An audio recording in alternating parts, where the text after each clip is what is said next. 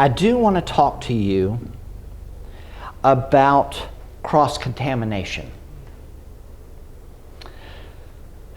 This was a big deal for me because what was happening, I was gluten-free, I was doing all the cooking. However,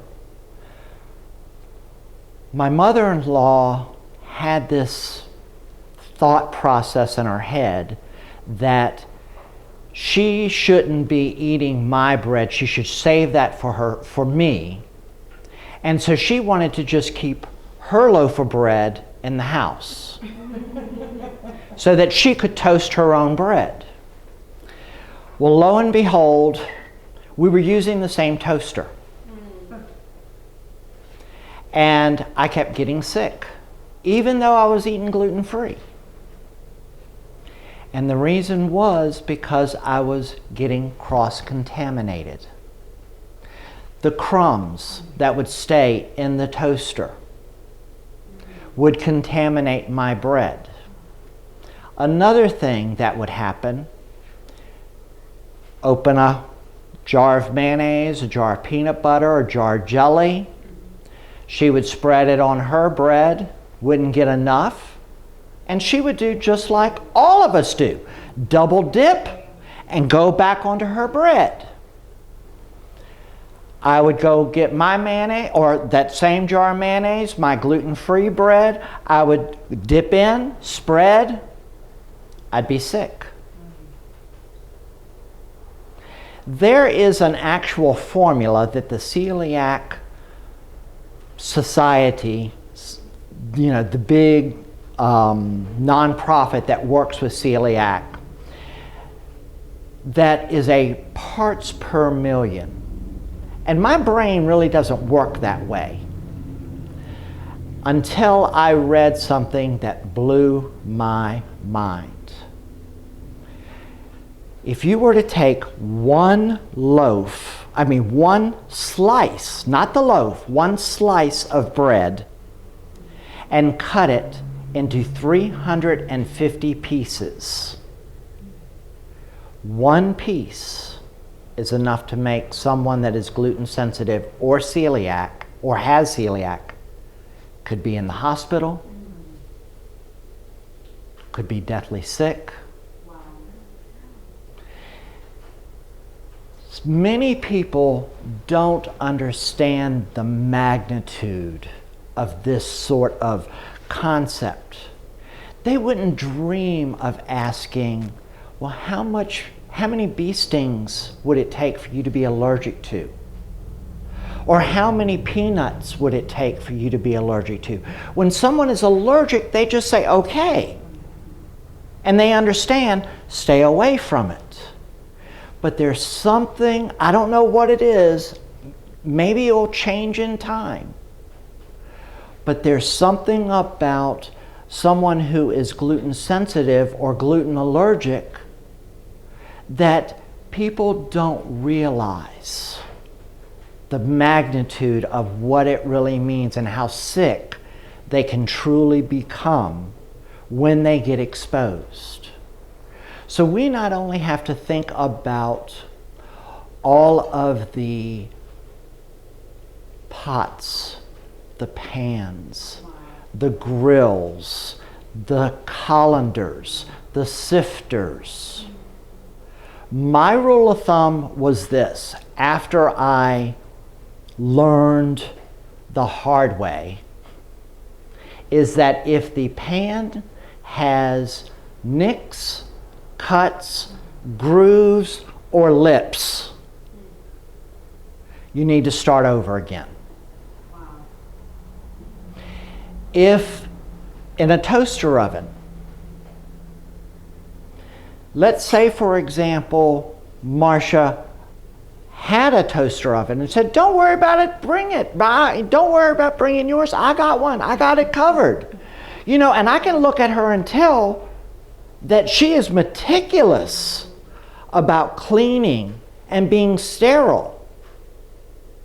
But she couldn't submerge that into water And what if you had celiac? You would be coming to a gluten-free cooking demonstration, eating gluten-free, and walk out sick. It is major business. So what we've had to now start doing is, there for a while we were using 2 jars of mayonnaise. One that had Vidam written on it, and one that said for the family. Jar of peanut butter, 2 jars of jelly. It got old. It got old. About a year ago, something clicked, and my mother-in-law said, let's all go gluten-free. It'll make it easier. Interesting thing, very interesting thing. Even though my mother-in-law is not gluten sensitive, all of her allergies have disappeared. Wow. So, there's something there. Wow. So we have to think about all of those sorts of things in cross-contamination. We also, you have to think about your pots, your pans, your utensils, the things that you are cooking on, etc., etc. Now, what I did do, right, wrong, or indifferent, my cast iron skillets I was not going to get rid of. Well, they're expensive, and they have been in the family for generations. And yeah, I could have hung them on the wall and been kitchen decoration. But what I did is I really scrubbed them with a wire brush. Then I had to re-season them again. And the re-seasoning process, I don't know how y'all do it, but when I do it, I re-season up to 450 degrees at a couple of intervals. So after the wire brushing and so on and so forth, you know, that gluten residue, if there is any, I haven't had any trouble. Okay? The other thing that you have to consider,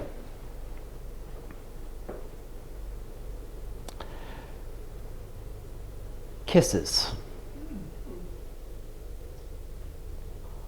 Kisses. What if your mate isn't gluten sensitive and just ate a gluten-based sandwich and wasn't thinking it, hey honey, believe it or not, that's enough to make someone sick. Believe it or not, our pet foods aren't gluten-free unless you buy gluten-free or make your own pet food, which I've had to start doing for our dog. You cannot feed your dog and then turn around and give your dog a hello kiss. I don't know if y'all ever kiss your dog, but I do. You know, so that is enough to make them sick.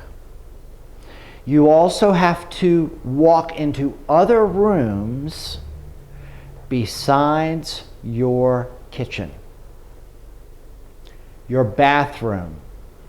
There is so many gluten sources in your bathroom, you would be shocked. Lip balms, lipsticks, many toothpastes, many mouthwashes, many prescription drugs are made from a gluten substance that holds that pill together. I just read less than a month ago a gentleman that started petitioning the Food and Drug Administration to make sure that there was a list of what drugs were gluten-based.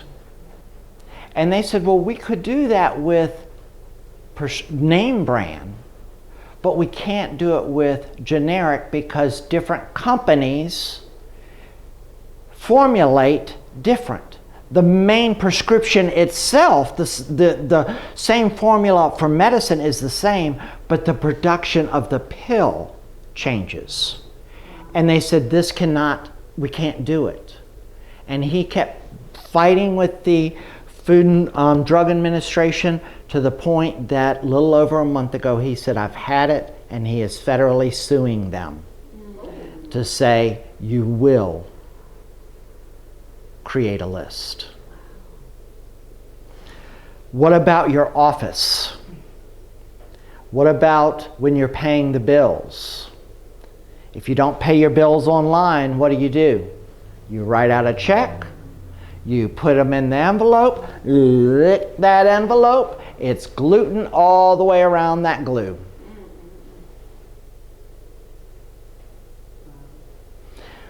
What if your son had celiac? That'd be the last thing I would want.